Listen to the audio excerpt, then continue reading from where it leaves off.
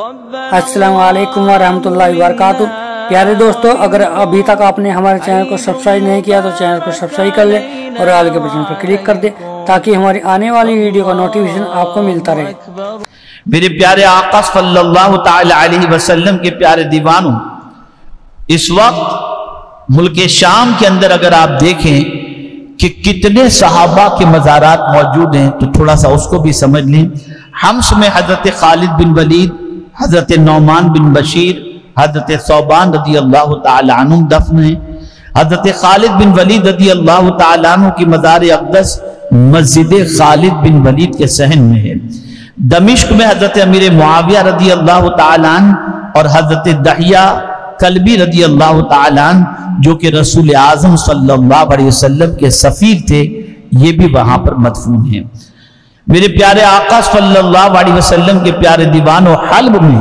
जहां पर हजरत इब्राहीम अलैहिस्सलातु वस्सलाम की वजह से उस शहर का नाम हल्ब रखा गया, वहां पर आशिक रसूल हजरत बिलाल रदी अल्लाह ताला अन्हु मदफून हैं। मेरे प्यारे आका सल्लल्लाहु अलैहि वसल्लम के प्यारे दीवानों, अब जब मैं हदीस की रोशनी में आपको मुल्क शाम की अजमत बयान करूंगा तो आप महसूस करेंगे कि अल्लाह ताला ने इस सरजमीन को किस हद तक बरकत वाली रखा है। मेरे प्यारे आका सल्लल्लाहु अलैहि वसल्लम के प्यारे दीवानों, खुद रसूल रहमत सल्लल्लाहु अलैहि वसल्लम ने दो शहरों के लिए बरकत की दुआ फरमाई, अल्लाहुम्मा बारिक लना फी शामिना वफी यमनिना। ए अल्लाह, हमारे लिए हमारे मुल्क शाम और हमारे मुल्क यमन में बरकतें अता फरमा। तो रसूल आज़म सल्लल्लाहु अलैहि वसल्लम से अर्ज किया गया वफी नजदिना, आकाए करीम सल्लल्लाहु अलैहि वसल्लम से अर्ज किया गया कि नजद के लिए भी दुआ फरमाएं। तो रसूल आज़म सल्लल्लाहु अलैहि वसल्लम ने फिर शाम के लिए बरकत की दुआ फरमाई और यमन के लिए बरकत की दुआ फरमाई। और नजद के बारे में सरकार सल्लल्लाहु अलैहि वसल्लम ने इरशाद फरमाया, हुनाका ज़लाज़िलु वल फितन व बिहा यत्लुल क़र्नु शैतान। रसूल आज़म सल्लल्लाहु अलैहि वसल्लम ने फरमाया, वहां जलजले और फितने होंगे और वहां से शैतान का सींग जाहिर होगा। ये रसूल आज़म सल्लल्लाहु अलैहि वसल्लम ने फरमाया। अब आगे आप देखें सरकार सल्लल्लाहु अलैहि वसल्लम मुल्क शाम के बारे में क्या फरमाते हैं। आकाए करीम सल्लल्लाहु अलैहि वसल्लम फरमाते हैं, अल्लाह ने खैर को यानी भलाई को तकसीम किया और उसके 9 हिस्से हमारे शाम में रखे। यानी अल्लाह ने भलाई के, जब खैर को अल्लाह ने भलाई को तकसीम फरमाया तो उस भलाई के 9 हिस्से अल्लाह अज़्ज़ा व जल्ल ने मुल्क शाम में रखे और बाकी सारे हिस्से को अल्लाह अज़्ज़ा व जल्ल ने जमीन में फैला दिया। फिर अल्लाह ने शर को तकसीम किया और उसका कुछ हिस्सा शाम में रखा और बाकी सारा हिस्सा जमीन के अंदर फैला दिया। यानी वहां शर भी कम है लेकिन खैर बहुत ज्यादा है और बाकी जमीनों के अंदर खैर कम है यानी भलाई कम है और शर ज्यादा है। मेरे प्यारे आका सल्लल्लाहु ताला अलैहि वसल्लम के प्यारे दीवानों, हजरत सालिम इब्ने अब्दुल्लाह इब्ने उमर रदी अल्लाह ताला अन्हु ने अपने वालिद से नकल किया कि रसूल आज़म सल्लल्लाहु अलैहि वसल्लम ने फरमाया, क़यामत के दिन से पहले हदर मौत या उसके करीब बहरे हदर मौत से एक आग निकलेगी जो लोगों को जमा करेगी। सहाबा ने सवाल किया, या रसूल अल्लाह सल्लल्लाहु अलैहि वसल्लम, फिर हमें क्या हुक्म है? तो रसूल आज़म सल्लल्लाहु अलैहि वसल्लम ने फरमाया, तुम पर शाम लाजिम है। यानी ऐसी सिचुएशन जब हो कि आग इस तरीके की जाहिर हो, अगर तुम्हें कुछ करना है तो सरकार सल्लल्लाहु अलैहि वसल्लम ने फरमाया मुल्क शाम की तरफ कुछ करो। मेरे प्यारे आका सल्लल्लाहु ताला अलैहि वसल्लम के प्यारे दीवानों, रसूल आज़म सल्लल्लाहु अलैहि वसल्लम ने फरमाया, अलैकुम बिश्शाम, शाम को लाजिम पकड़ो, बेशक ये अल्लाह अज़्ज़ा व जल्ल के पसंदीदा शहरों में से है और इसमें अल्लाह ताला की बेहतरीन मखलूक रहती है। बस जिसने इसमें रहने का इनकार किया तो उसे चाहिए कि यमन चला जाए और वहां के तालाबों का पानी पिए। बेशक अल्लाह अज़्ज़ा व जल्ल ने शाम और अहले शाम की मेरे लिए किफायत फरमाई। میرے پیارے آقا صلی اللہ تعالی علیہ وسلم کے پیارے دیوانوں، اب موجودہ سچویشن کو تھوڑا سا سامنے رکھ کر کے سمجھنے کی ضرورت ہے کہ آقا کریم صلی اللہ علیہ وسلم نے کیا ارشاد فرمایا۔ حضرت قرہ رضی اللہ تعالیٰ عنہ سے مروی ہے کہ رسول اعظم صلی اللہ علیہ وسلم نے فرمایا، جب اہل شام میں فساد پھیل جائے تو تم میں کوئی خیر نہ رہے گی، اور میرے کچھ امتی قیامت تک ہمیشہ مظفر و منصور رہیں گے، اور انہیں کسی کے ترک تعاون کی کوئی پرواہ نہ ہوگی۔ یہاں اس چیز کو ذہن کے اندر رکھیں، کرنٹ سچویشن میں جو کچھ بھی اس وقت سچویشن ہے، ہم اس کو اس حدیث کی روشنی کے اندر پرفیکٹ ہو آج کی سچویشن کو نہیں کہہ سکتے، لیکن یعنی یہ آج کی ہی جو سچویشن ہے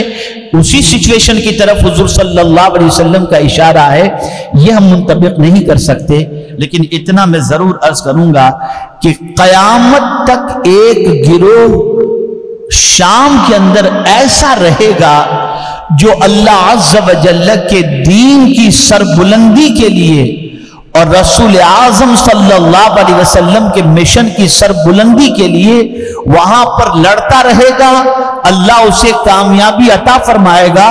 اور اس گروہ کی شان میرے آقا صلی اللہ علیہ وسلم نے یہ بیان فرمائی کہ کوئی اس کا تعاون کرے یا نہ کرے، وہ کسی کے مدد کی فکر نہیں کریں گے، بلکہ وہ حق کے لیے اپنی جان کو نچھاور کرتے چلے جائیں گے۔ ایک گروہ قیامت تک، جب تک کہ قیامت قائم نہیں ہو۔ میرے پیارے آقا صلی اللہ علیہ وسلم کے پیارے دیوانوں، یہ جو فلسطین اور بیت المقدس کے قریب جو ایک گروہ مستقل لڑ رہا ہے اور کسی چیز کی پرواہ نہیں کرتا، ہو سکتا ہے، ممکن ہے کہ اللہ کے رسول صلی اللہ علیہ وسلم کے ارشاد کی روشنی میں یہ ہو، یا ہو سکتا ہے کہ آگے آنے والے دنوں کے اندر کوئی ایسا گروہ ہو جو اللہ کے رسول صلی اللہ علیہ وسلم کی دین کی سربلندی کے لیے اور حق کے لیے اپنی جان کو نچھاور کرے، اور کوئی اس کا سپورٹ کرے یا نہ کرے، ان کو کسی چیز کی پرواہ نہیں ہوگی، وہ صرف اللہ عز و جل کے دین کی سربلندی اور اسلام کے لیے اپنے تن من دھن کو سب کو کچھ قربان کرتے ہوئے نظر آئیں گے۔ میرے پیارے آقا صلی اللہ تعالی علیہ وسلم کے پیارے دیوانوں، اب جو بات سمجھنی ہے وہ سمجھے۔ یہ سرزمین معمولی سرزمین نہیں، ملک شام۔ آقا کریم صلی اللہ علیہ وسلم ارشاد فرماتے ہیں کہ تمہیں یہاں اکٹھا کیا جائے گا، اور تمہیں یہاں اکٹھا کیا جائے گا، اور تمہیں یہاں اکٹھا کیا جائے گا، یعنی قیامت جس زمین پر قائم ہوگی وہ زمین جو ہے ملک شام کی زمین، وہاں قیامت قائم ہوگی، اور بندے جس زمین سے اٹھائے جائیں گے اور چلیں گے، کوئی چہرے کے بل چلے گا، کوئی دوڑتا ہوا جائے گا، کوئی ٹخنوں کے بل چلے گا، یہ سارے مناظر جو پیدا ہونے والے ہیں وہ ملک شام کی سرزمین پر ہوں گے۔ یہ بات ذہن میں رکھیں کہ میرے پیارے آقا صلی اللہ علیہ وسلم کے پیارے دیوانوں، ملک شام کی زمین وہ زمین ہے کہ جہاں پر قیامت قائم ہوگی۔ میرے پیارے آقا صلی اللہ علیہ وسلم نے فرمایا، الشام ارض المحشر والمنشر، محشر اور اٹھائے جانے کی جگہ شام کی ہے، شام ہے۔ میرے پیارے آقا صلی اللہ علیہ وسلم کے پیارے دیوانوں، یہی وہ سرزمین ہے جہاں زیادہ تر انبیاء کرام علیہ السلام مبعوث کیے گئے، اور ان کی شریعتیں تمام جہانوں میں پھیلی۔ اس لیے مناسب ہے زمین محشر جو جمع ہونے کی جگہ ہے، جہاں پر حشر بپا ہوگا، جو میدان محشر، وہاں پر میدان محشر بھی وہیں پر ہے۔ اللہ عز و جل وہاں پر سے جب ہم کو اٹھائے تو ہم اللہ عز و جل کی بارگاہ میں اس طریقے سے حاضر ہوں کہ قرآن مقدس میں اللہ نے فرمایا، یوم نحشر المتقین الی الرحمن وفدا، اللہ عز و جل قیامت کے دن متقیوں کو جو اٹھائے گا تو وہ اللہ کی طرف اس طرح سے بڑھیں گے جیسے اللہ ان کا مہمان ہوگا اور وہ اللہ کے میزبان ہوں گے۔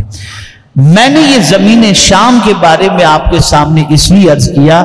تاکہ آپ یہ تو جاننے کی کوشش کرتے ہیں کہ کون سا پلاٹ کتنے میں بیچیں گے تو کتنے میں کیا ملے گا، کہاں کی زمین کیسی، کہاں کی زمین کیسی، لیکن یہ بھی جاننا ضروری ہے کہ جس زمین اور جس شہر کے بارے میں اللہ کے رسول صلی اللہ علیہ وسلم نے دعا فرمائی، جہاں زیادہ تر انبیاء کرام مبعوث ہوئے، اور اسی کے ساتھ ساتھ میرے پیارے آقا صلی اللہ علیہ وسلم کے پیارے دیوانوں، جس زمین کے لیے اللہ نے برکت کی دعا فرمائی اور جہاں محشر بپا ہوگا، ہمیں اس زمین کے سلسلے میں نالج رکھنا اور اس کی اہمیت کو سمجھنا چاہیے۔ یہ اخبار اور ساری جگہوں پر آپ جو دیکھتے ہیں، کبھی سیریا لکھا ہوا آتا ہے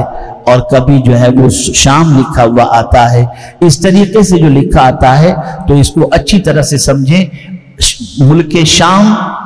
اردو کے اندر شام کہتے ہیں، عربی میں سیریا کہتے ہیں،